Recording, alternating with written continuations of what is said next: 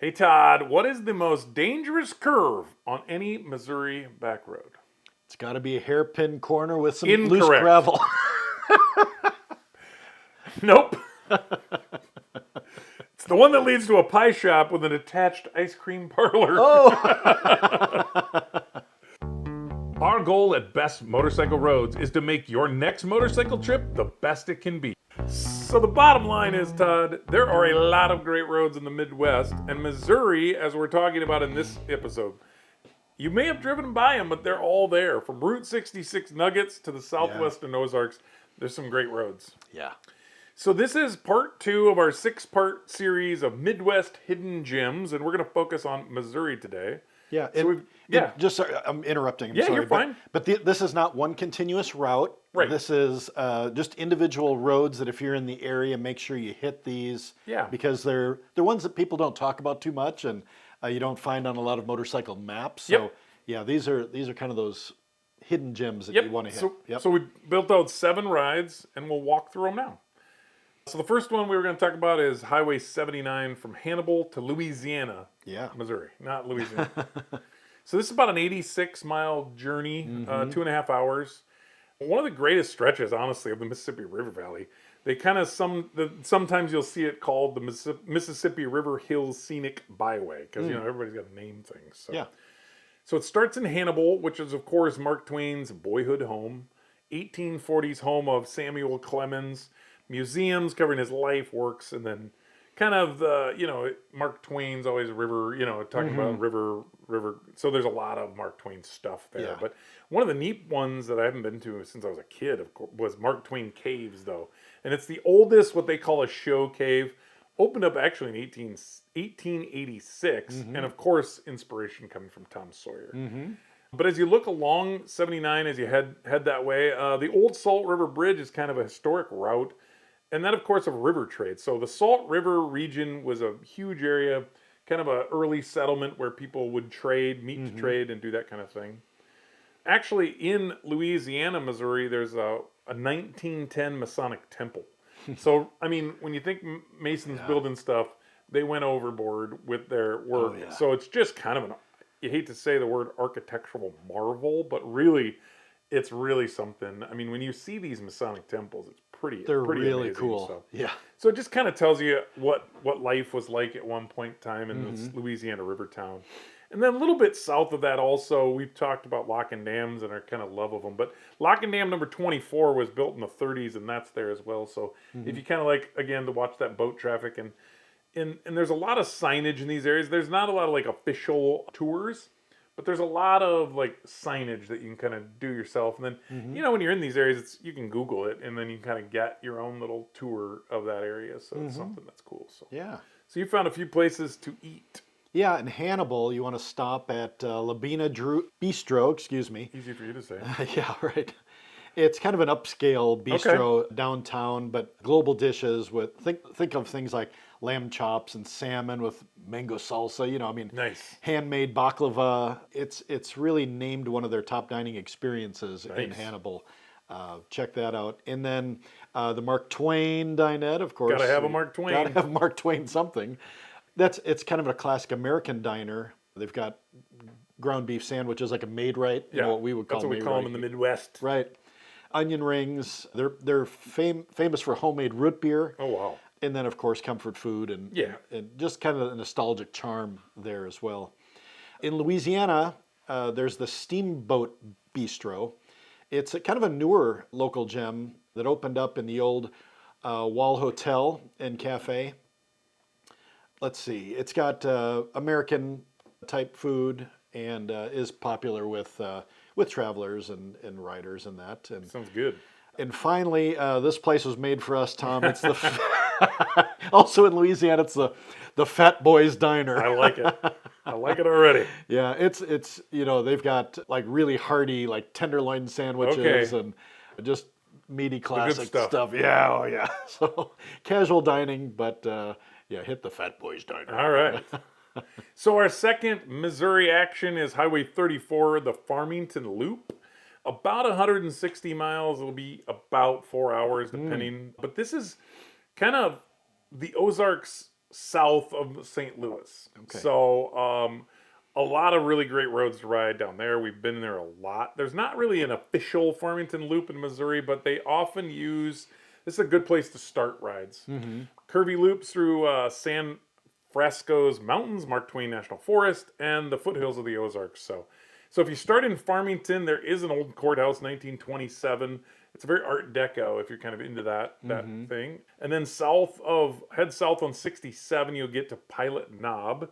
And again, we're going to talk a lot about like Civil War history. And, we did a Missouri episode a while back, and I remember like thinking about that, and I kind of forgot about it again until we were looking at here. But the Battle of Pilot Knob State Historic Site in Fort Davidson was an 1864 Battle of Pilot Knob that was in the Civil War.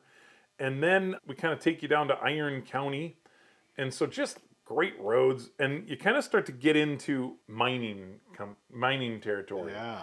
And so a lot of old mining towns, Irontown, Arcadia, and there is a ton of 1800s architecture down there. And then one of the kind of state parks is Elephant Rock. So estimated 1.5 billion years old granite boulders. So wow. If you're kind of into that geo action, that's a place for you. Yeah, what roads did you take to get down to Iron County? Yeah, that would be like Highway 72, Highway 21. Okay. Yep. And in that same kind of going on from there, 21, Highway 32, Highway 49, the Mark Twain National Forest, we've been through a bunch of times. Just a great ride. It is. But what I didn't realize that was the old lead belt mining site. So just lots of places where you can go, and not a lot of buildings, not a lot of things to see, but tailings. So huge piles of tailings. Just a reflection of when Missouri was really a mining area. Yeah. And then if you loop back Highway 49 to 32 back to Farmington, just great Ozark roads. One of the things is Old Mines, Missouri, and I didn't realize the French were so huge part of Missouri. So that would have been in the early 1700s, actually. Oh, wow. So you'll see a lot of that. Historic cemeteries, and then French colonial kind of culture that you'll see around there. So there is a Marble Creek Recreation Area, again, CCC built. So Civilian Conservation Corps, sites from the 30s there. And then there's a bunch of old churches. So some even mid-1800s churches that are still around. So a lot of neat kind of historical value on this particular loop. So what'd you find for foods? Well, you have to stop at the 12 West Barn Grill. That's kind of an upscale place downtown. Gourmet bar and grill dishes. Perfect if you have someone special with you, kind of a romantic place. Yeah. And just really nice ambiance, really good food quality. I would also, in Farmington, recommend the Catfish Kettle restaurant. It's been a staple since 1986. They specialize in fresh catfish, shrimp, chicken, family friendly. It's got drive-through available, and I think delivery is available as well. 86 doesn't sound that long ago until you start doing the math. You do the math, and and you're like, holy crap. Yeah. I'm old. Yeah. And then the Factory Diner, or the Pad Thai Kitchen. Easy for you to not say. Sure. Look it up. You're going to want to Google that. Oh boy, yeah. Top-notch diner for good food really cheap at the Factory Diner. Awesome. And then, the Pad Thai is a local favorite as well. Awesome. So we've talked about Highway 19 a ton. It's one of our favorite roads. So we wanted to throw Herman to Winona on there. It's about a 70-mile loop, so call it an hour and a half. But if you go from Herman to Winona on Highway 19, and again, I'm putting this as one of our best motorcycle roads, legendary roads right through the heart of the Ozarks. Yeah. Forest tunnels, hill climbs, but you get hills, right? Yeah. River valleys, small towns. So start that in Herman, Missouri. There's a state historic site there with two 1840s German-style homes, kind of featuring the German-American heritage that was in Missouri, which I wasn't aware of. That takes you still on Highway 19 down to Cuba through Owensville. And Cuba, Missouri really is a Route 66 town. We love it. Kind of, you see a lot, if you look up Cuba and you do some searching, you'll see that tons of murals. Someone went nuts. There's over a dozen of the outdoor murals, kind of celebrating Cuba and Route 66 and kind of that time. And then one of our favorite places in that area to stay, if we're in the area, is called the Historic Wagon Wheel motel, established in 1936. One of the oldest continuously operating motels on Route 66. And the quirky, cool thing we like about it is it's like, they're not cabins because they're stone. I guess you could call it a stone cabin. But you get your own little place. So there's, I don't know, half a dozen or a dozen like little stone cabins. And it's cool. We've enjoyed staying there before. Yeah. They even have covered parking and with some picnic tables. We just have a good time when we're there. Love that place. I think we're going to try and get there again in September. Oh, yeah, absolutely. Yeah. Also along Highway 19 is the Viburnum, sorry. Easy for you to say. Viburnum Mark Twain National Forest. But that's part of the old lead belt. So, like, there is a ton of lead mining along Highway 19 in Missouri. You can see a lot of the old equipment that's just kind of sitting there rusting away. But a lot of stuff going on down there. Salem, Missouri was a town established in 1851. So they have a great historic kind of downtown square.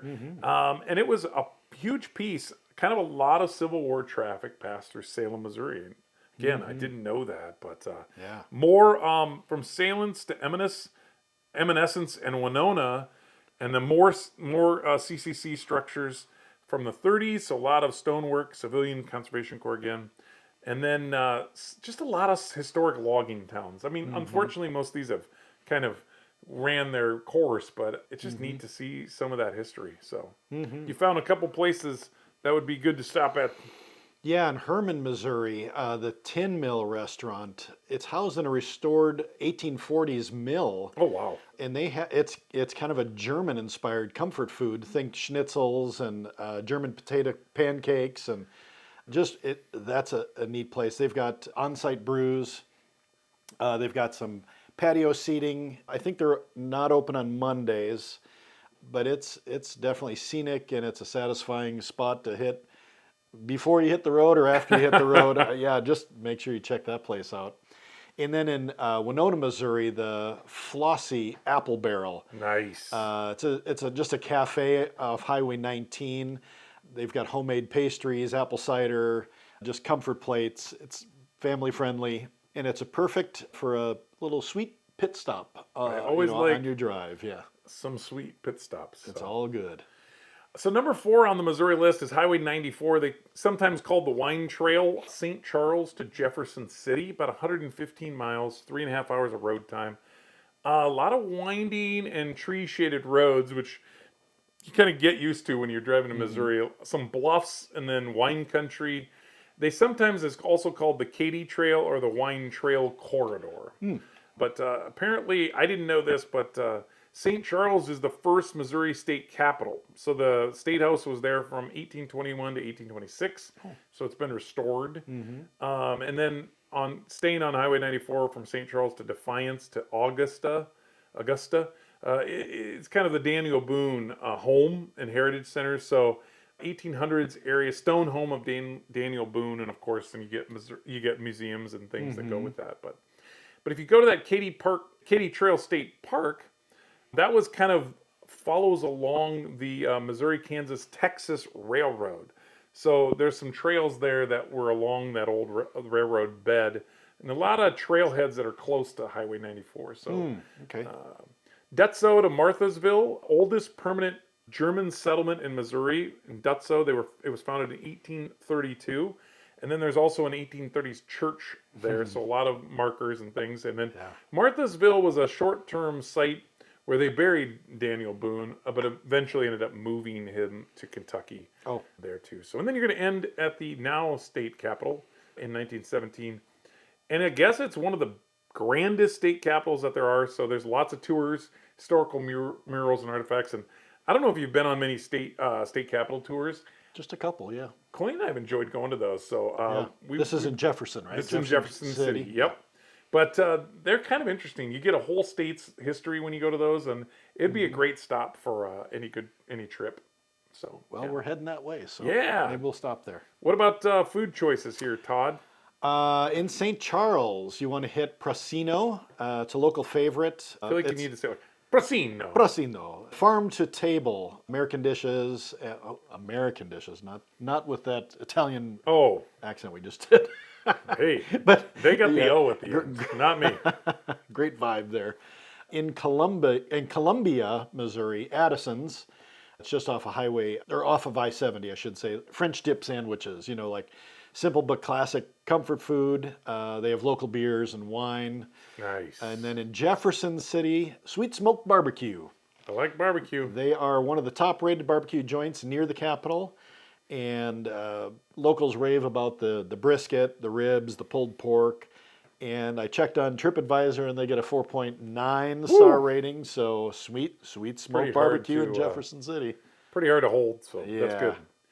So 5 is not a hidden gem per se, but I think this section is pretty good. Route 66 from Lebanon to Springfield, 60 miles, about an hour and a half. Just classic Americana, deep Ozark history. Again, 60-ish miles of the Mother Road adventure, calling that the road that it is. But hills, vintage motels, diners. So if you start out in Lebanon, there is another old hotel there, opened in 1946, called the Munger Moss. And they, of course, a lot of these old ones that are still going, they have the vintage neon signs and things like that. But there's also a Route 66 museum there at the county library. It's free. They have a gas pump, neon, maybe what you'd expect, a bunch of Route 66 memorabilia. Yeah. And then again, in Marshfield, Missouri, I didn't realize, but they have a Hubble telescope replica. And the guy, Edwin Hubble, the astronomer, Astronomer. all of the above, but that was his hometown. So they've got a tribute to Edwin there. And then apparently, I didn't know this either, but Springfield, Missouri is the birth city of Route 66. That's where they came up with the name. It was officially proposed in 1926. There's a plaque. If you don't believe me, you can go see the plaque. But there's a car museum there. It's a private collection. Lots of cars, movie cars, rare classic cars. And then again, another old motel called the Rail Haven Motel, 1938. Wow. And it's kind of what they call the motor inns. I think those are mostly classified when you're kind of parking near your... Park right by the door. Of your so, room. Yeah. Again, vintage neon. And I guess this is part of Best Western's historic hotels. I didn't realize they had a collection, so I'll have to check into that a little bit more. But you found us some places to eat. Yes, in Lebanon, Dowd's Catfish and Barbecue. Nice. It's a Route 66 hotspot, and it's the Southern comfort food. They have award-winning catfish, barbecue, burgers, steaks, seafood, and it's more of a bayou-themed dining. They're open every day from 11 to 9, and Nice. It's really ideal for early lunch, hitting the road around that time. And then in Springfield, Missouri, the Black Sheep Burgers and Shakes, just off of I-44. They have inventive gourmet burgers, think like truffle mayonnaise and caramelized onions and rich shakes. And they have over 1,100 reviews at 4.4 stars. Wow. It's a good one. So casual yet delicious food when you roll into Springfield. Cool. The sixth hidden gem of Missouri is Highway 8. So we're going to talk St. James to Desloge. This is right around the Mark Twain Forest as well. About 72 miles, hour and a half of driving. So if you go from St. James, it's really a great ride right through Mark Twain National Forest. In St. James, the Merrimack Spring Park. So this was kind of an ironworks site back from the 1820s. Again, some of this was really surprising to me how old some of these areas were, but you can visit kind of the ruins of that ironworks. And I did not realize, but at one point in time, this was the largest iron producers on the west side of the Mississippi. And you just don't think of it there. Yeah. But what was interesting is the spring actually pumps out 100 million gallons of water a day. So I think this was a piece of what they needed at that time. Also in St. James is a St. James Winery that was founded in 1970. So Missouri's largest winery. So it's kind of brought around, and I didn't know this until we kind of were doing the research, but German-Italian winemaking back to the 1800s in this area. So that was pretty cool. If you continue on, then from St. James down to Steelville, they call this the floating capital of Missouri because of the rivers that meet, the Merrimack, Hootsa, and the Cordius rivers. 19th century buildings on the main streets, so just pretty cool. And a lot of timber and then historic railways here. So they were timbering and trucking that, or training, railing those out. So, and you can get that vibe when you get down there. There's just so many trees. Yeah. They've just been there forever. So, also Potosi, Missouri. A lot of old mines just on the north side. So this is kind of the early days of lead mining. Think about, and again, I didn't realize French settlers were in this area as early as the 1720s. So, there's a lot of history in the U.S. We don't have the history of some areas, but 1720s is a couple years ago. So, and then if you stay on Highway 8 in Potosi to Desloge, then there's the lead belt. That's kind of where the lead belt takes over. And we've rode through this area a lot, and that's where those hills come from. Just a lot of old lead mines. Apparently produced most of the world's lead for well over a century. So, so this was really a popular area. I'm sure that there's a lot going on there. Kind of the area was named after Herman Desloge, who was a French-American lead mining guy, and he kind of had the Desloge Consolidated Lead Company. So that must have been the heart of everything that was going on in that area. So Yeah. Couple places that you found for us to snack. Yeah, in St. James, the Public House Brewing Company. They have like scenic outdoor seating, Nice. craft brews, wine and light bites, charcuterie, flatbread, sandwiches, that type of thing. They have some game tables, and it's just a good place to stretch your legs, after your ride. And then in Desloge, we never talk about buffets, but there's a royal buffet that's Chinese buffet. They're open for lunch and dinner. It's affordable, and it's great for a midday or even evening stop. It's because buffets are like Fight Club, Todd. You can't talk about the buffet. That's true. The last hidden gem for Missouri is Highway 86. So now we're in the southwest area. Eagle Rock route from Eagle Rock, Cassville, Birch Bluff. It's about 110 miles, 2.5 hours. So this would be really deep into the southwest Ozarks. So we're talking curves. It's ridge rides, so you'll get up on like the old trails on the top of the ridge, come down into some hidden valleys. Just a beautiful area. So in Eagle Rock, we talk about Table Rock Lake. It was a lake that they built in 1958, and it really just kind of changed the economy in that area. There's a marina there at Eagle Rock that has bluff views that were off. The kind of before that were just hills, hilltops. So, and then as you go on Highway 86 from Eagle Rock to Cassville, there's the Roaring River State Park. That was 1928. So there's a big lodge there. Again 30s. So CCC building these stonework picnic areas. And then the river spring itself comes out of a massive bluff, and apparently one of the best Missouri trout streams that there are. So that's pretty cool as well. So if we look at Cassville, Missouri, then just again a ton of Civil War history. That was actually the capital of the Confederates for a while in 1861. Then Governor Claiborne Fox Jackson, he kind of set up that provisional government there. And then there's a ton of like sites and markers that you can see. And then in that county, 1913 courthouse. So right in the square, an old courthouse like that. And then the kind of last ending in Birch Bluff, right around Highway 37, and there's some other places, but nothing specific. But again, tons of small cemeteries because we're talking about all the war. So there's going to be a ton of cemeteries. Lots of hand-built stone fences, which we don't see those up in Iowa much, north. But man, there's some neat roads with the fences like that. Family farms along those, but just a lot of pioneering that was going on. And again, this is kind of the area, the Civil War era, and the ends, and kind of that part of it. So yeah. So what have you got for us to snack on in these areas? All right. So in Cassville, Giraldi's Italian restaurant. They're known for excellent pizzas, pastas, garlic breads. Oh yeah, great service, and it's definitely a sit-down meal. Do that mid-route or whatever.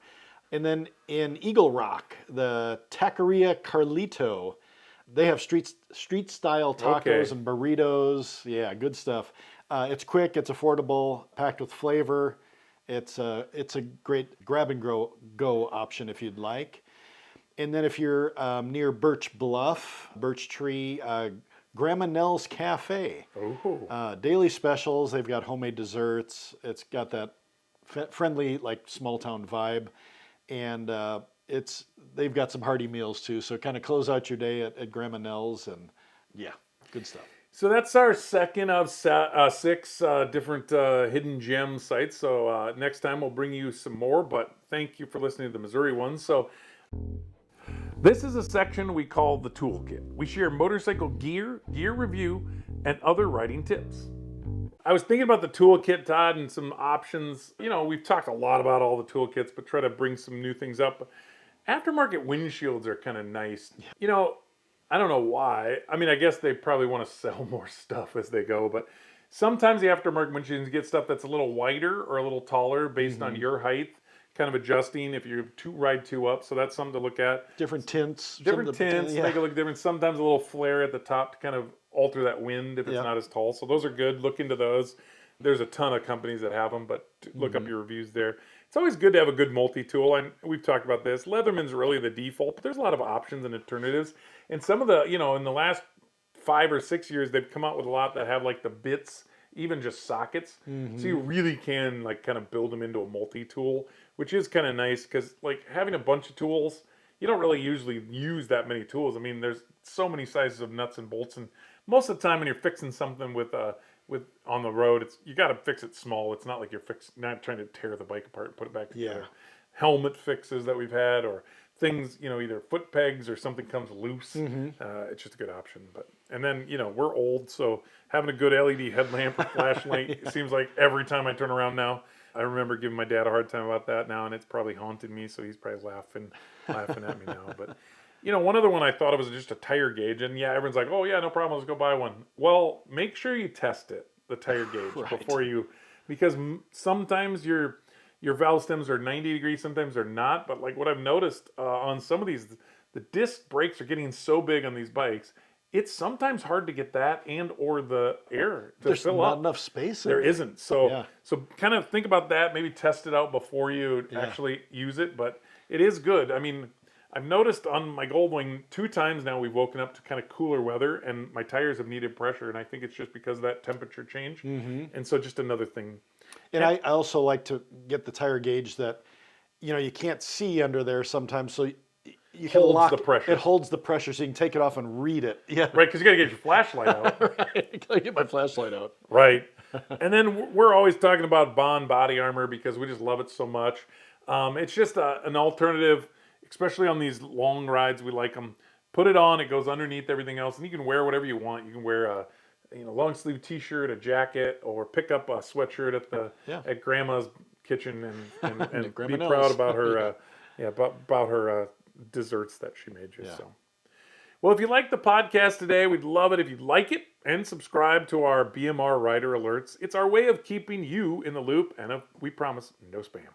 Keep the spirit of adventure alive, and remember, bikes, friends, and endless roads, the stories ride forever. Take care.